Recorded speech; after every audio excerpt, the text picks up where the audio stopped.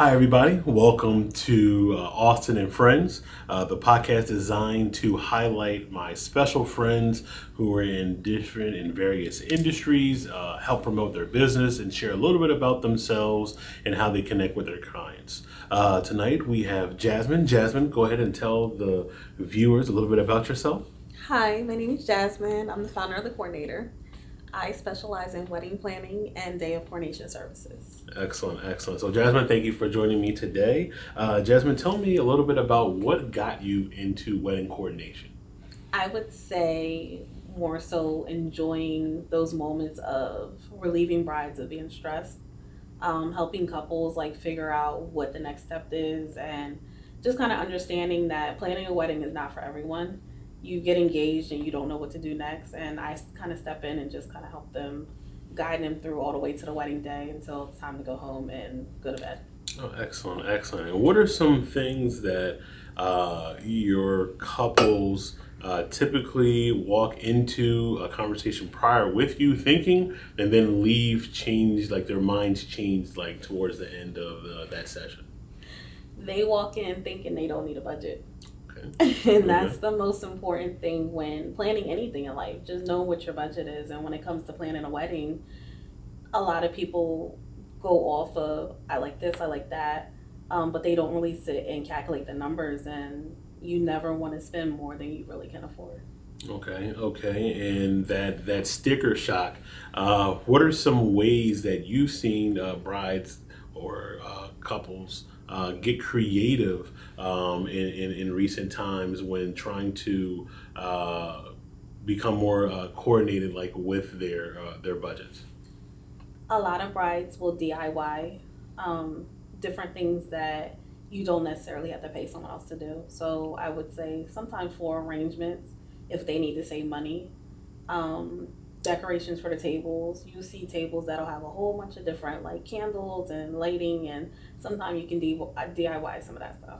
Right, excellent, excellent. How far out should a couple look to begin coordinating or planning their wedding? Like, I just got engaged yesterday. How far out should I begin my planning journey?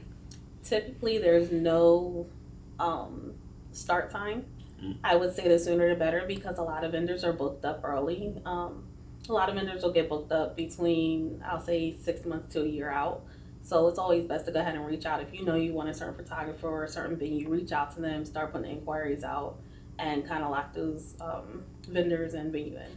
All right. So when you're talking about vendors, what are some common questions? If you had to think of a question initially to ask your vendor, if you are a couple out there watching or thinking right now, what is a question that off the rip is like your go-to question you have to ask a vendor?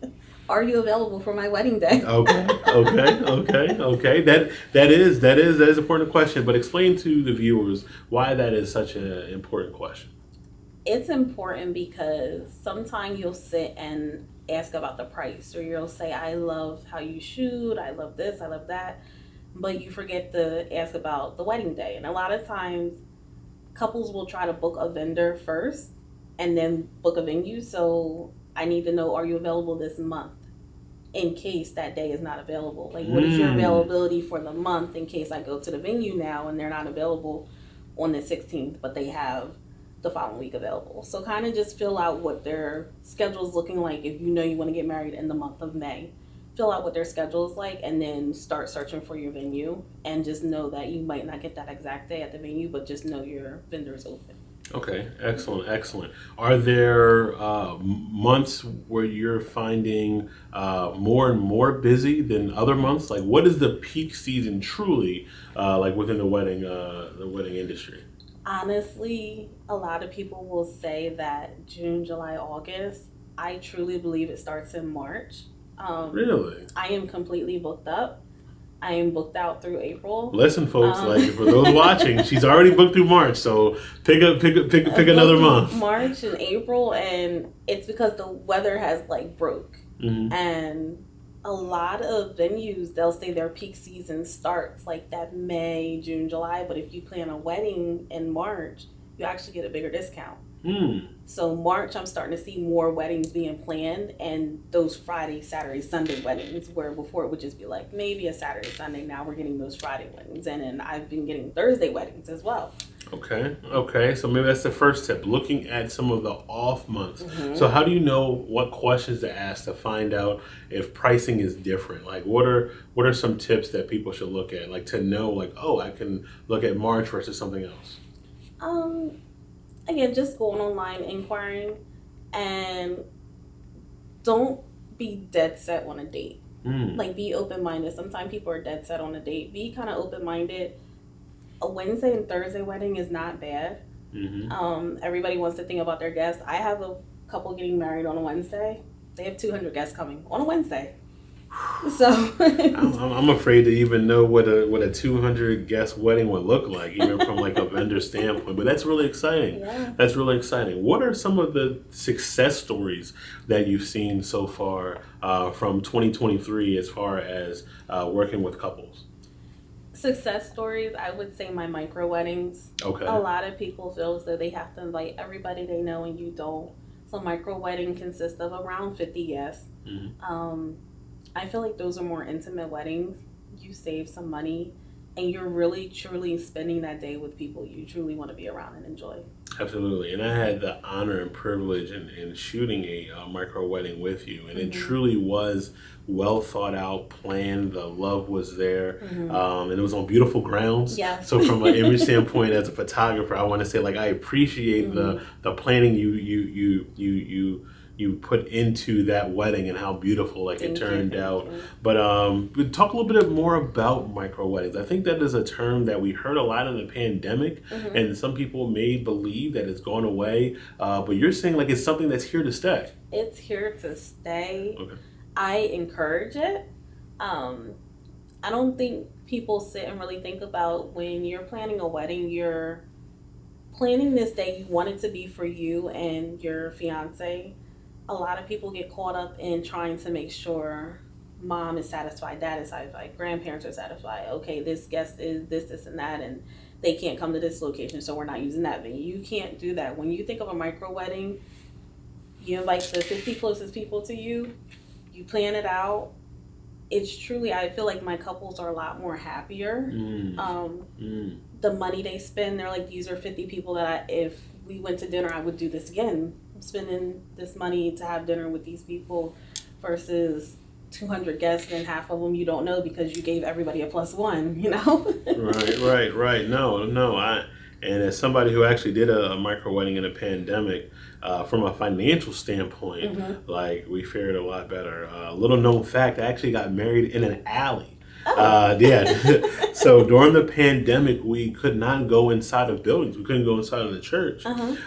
So we were dead set on 8/8. So our pastor met us. No, we were supposed to get married on the church steps, but there was a hawk over top of the church building that thought that we were trying to like go and unnest their baby, so it kept swooping down with its talons trying to clip people. So we had to actually move into the alley. I mean, there are cars driving through and honking, and people have to move back and forth. But it was about, I probably want to say maybe like 20 of like family, and it was a beautiful day, and it definitely saved on the pockets. And the money that we saved there, we were able to, during the pandemic, purchase a home. Wow, yes. That now has appreciated in income and took our family like into another direction. So I'm big on those micros because you're more intentional about like how you're looking to invest those funds and benefiting in a large way.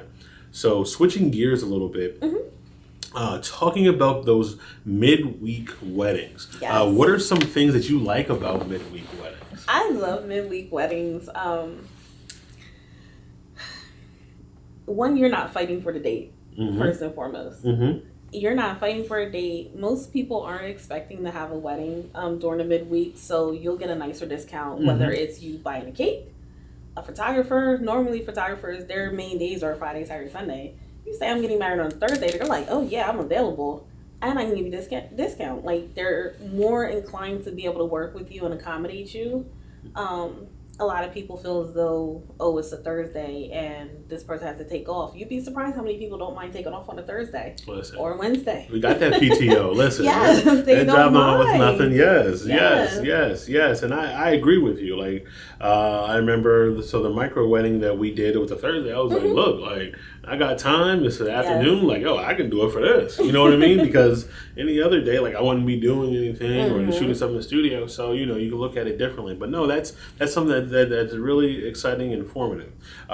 So for 2024, what are some new and upcoming trends and topics that you're seeing that you're really excited about? I've always been against first looks. I just feel like it's more special and intimate if you see the bride coming down the aisle. Um, 2024, oh my God, my couples and their first looks, the ones I've experienced within the last couple months, it's beautiful. It's a beautiful experience. So the first look, I'm that person who's now like, yes, do it. It's an intimate moment. It's you and your fiance seeing each other for the first time after usually about 24 hours and not seeing each other. Um, Whatever anxiety you was feeling, allowing that to pour out and just like having that moment, I think it's beautiful.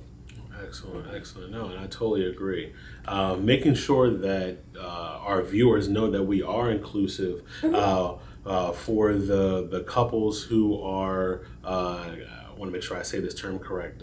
Same gender, things of that nature. Absolutely. Shout out to Antonio and Josh. That was my first scene, but it was probably one of the most beautiful weddings I was able to photograph last year. But talk a little bit about that and the process wise and how you craft and create a intimate situation and wedding and ceremony for them so that they feel seen and included.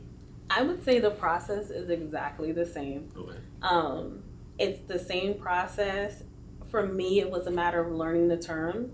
So I have two grooms that are getting married, and it was learning that they are not bridesmaids, they're groomsmaids. Okay.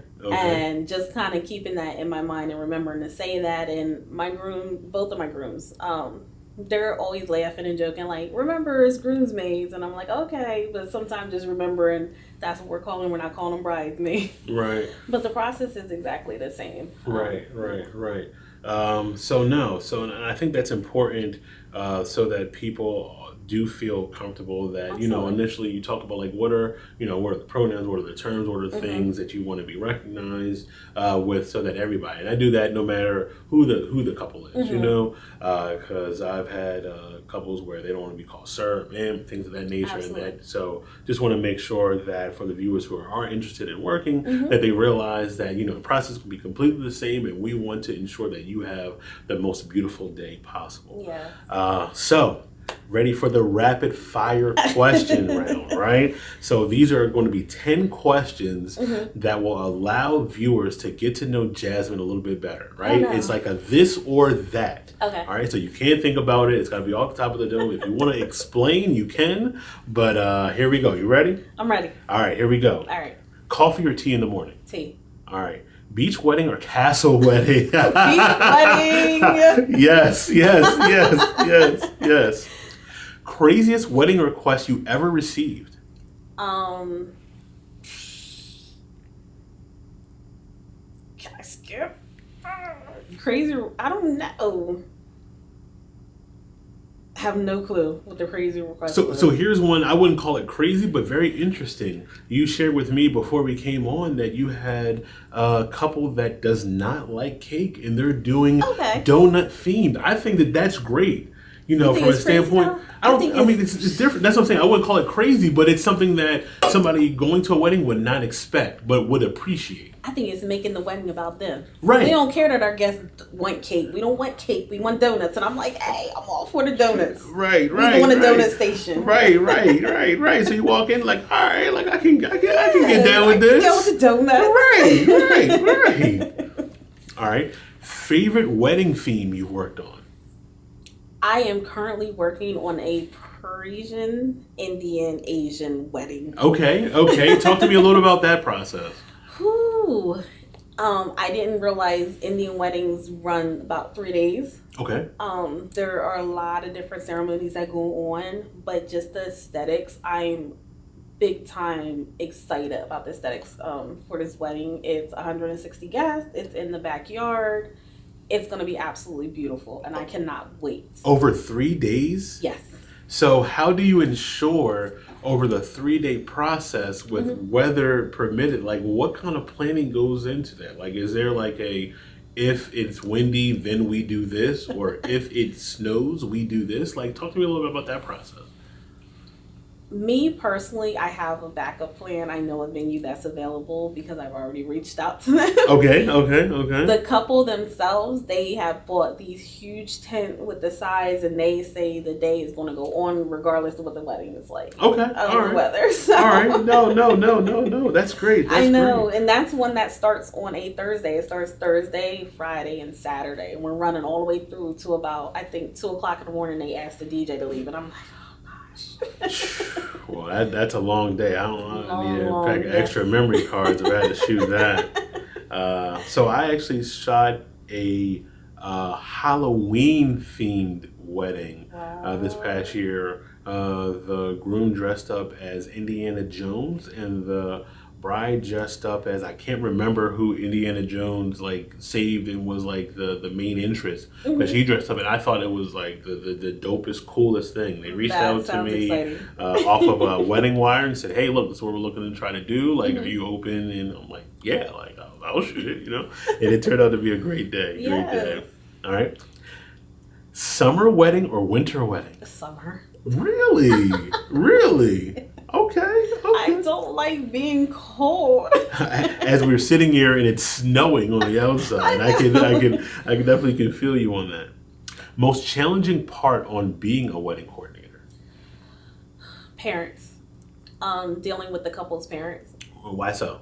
Sometimes the parents are helping pay for the wedding, so they feel like they have more say than they probably should. Sometimes the mothers are very in the bride's face, and on the wedding day, it's like I'm constantly telling the mothers, like, I need you to leave, give her some space, let her breathe. She already has anxiety. I just need you to go. So dealing with the parents has been like probably one of the hardest things I've had to deal with on wedding day. So how do you handle working with parents who may be a little bit more on the challenging side? Just again, continue to have conversations with them. Let them know that this is their whatever son or daughter's day. We're gonna try to make this the best day they've ever experienced, and what we want to do is just keep the tension down, keep the stress down. You're stressing the bride out a little bit, you're stressing the groom out sometimes, and I just need you to take it down a little notch. Okay. Yeah, just kind of have a conversation with them. Conversations are key. They really Conversations are key. Chocolate cake or vanilla cake? Chocolate, okay. One thing you wish every couple knew before planning their wedding? What their budget was. That's going to be that. If you don't take anything else away from this, it's knowing what your budget is. When I say couples don't budget, and then we get to the end, and I'm like, have you saved your receipt? Do you know how much you spend? And they're like, no. And I'm like, okay. Listen, I'm sure their bank account feels it. Yeah. They're like, oh, I'll just work overtime. No, we're not working overtime to pay for the Shivari chairs. When the due date is due ASAP. Okay. Right. This next question is actually funny. Destination wedding or local wedding? Destination wedding. Yes. And go ahead and share for the viewers why. I am getting married in Montego Bay in August. Yes. On the beach. On the beach. Yes. It is going to be absolutely breathtaking. Trust me. I am so excited. You're going to follow us on YouTube because you're going to see behind the scenes, and the final production is going to be chef's kiss. Yes. When it's all said and done. And the last question I have for you, what inspired you to become a wedding coordinator? I feel like I'm a very compassionate person. Mm-hmm. I'm very caring. I focus on detail, and just knowing that I have the gift to kind of calm and soothe couples. I won't even just say brides. I'll say couples. because grooms get stressed out as well. Oh yeah. So just knowing that I can calm them and soothe them and assure them to the point where they're okay leaving everything in my hands and just showing up. And that's what I want them to do. I want you to just show up for your wedding day. You guys are spending a lot of money. We're putting a lot of time into this. I want you to show up and enjoy every aspect of your wedding day. Okay. So just knowing that I have that gift to just calm people and just take the stress away. Okay, that's cool. And you care so much. Talk to the viewers a little bit about the event you're planning on February 17th. So on February 17th, we're going to have an information session. Okay. And I'm excited.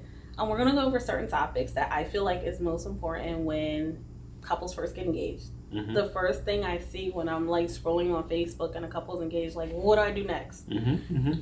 I want to sit here and explain what you should do next. Right. And then what you should do after that. Right. And whether you decide to hire a wedding planner or not, I want you to know that it's going to be okay. Because some people feel forced into hiring a wedding planner. Mm-hmm. You don't need a wedding planner. A lot of times I suggest mostly day of coordination, just so that you're not doing everything on the day of your wedding. You don't have your guests doing stuff. You don't have grandmom or auntie or cousin trying to handle something that they don't do on a daily basis. Day of coordination is very important. But I want to lead you up to them steps, so if you don't want to hire a wedding planner, you can get through until it's time to hire the day of coordinator. Okay, and that speaks a lot about you, you know, wanting to do an event that is going to be open and at no cost to help inform and educate. Absolutely. I mean, it really speaks volumes about you as an individual, too, I want to say. Absolutely. So for those who are interested, definitely follow along. I'll be sure to drop the link so that you can RSVP. Space is limited. It's going to be hosted here at Hartford Haven.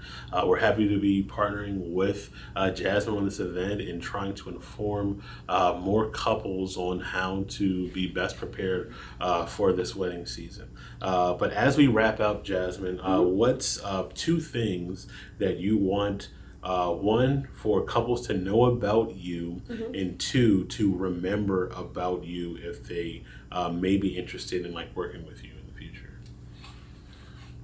One thing I want couples to know about me is I have your best interest at heart. I can be a little hard sometimes when I'm telling you, no, you're doing the most, and I'm saying it in a joking way, but I'm being completely honest. You're doing the absolute most, and we do not need whatever it is you're trying to do the week of the wedding. You're trying to spend thousands of dollars, and we don't need it. I have your best interest at heart, and I just want you to enjoy your day and not be trying to add anything when we already know we planned out a beautiful wedding. And I'm sorry, I forgot the second one. The second, like if somebody wanted to book with you, like what's like process wise, like they should know like prior to scheduling like a consultation? Oh, absolutely. Process wise, if you go on my website and click on the inquiry, you can submit an inquiry sheet. A lot of times I'll get back to you within less than 24 hours, and we'll just sit and we have a consultation, and I have a conversation just like this. We don't talk about numbers. I want to know where you are in your planning. I want to know what it is you envision for your wedding day, and then we build from there. And then a lot of times by the end of the conversation, then it's like, okay, well, you don't need me for full planning. We can do partial planning. Or you just need day of coordination because you've been dreaming about your wedding day your entire life and you have the whole book, and you can just hand the book over and I will take over for you. All right, perfect. So Jasmine, I want to thank you for joining me today. This series is special to me, not only because I meet amazing people in my life, such as yourself, but there are people that are connected to me that are going to be able to be blessed and benefit from then also being connected with you and having a stress-free wedding experience. So thank you for joining me, and stay tuned for the event on February 17th. If you are a couple who is interested, make sure you visit our website, visit the coordinator website. The comments will be below, and we look forward to working with you. Yes, thank you. Thank you. Have a wonderful day.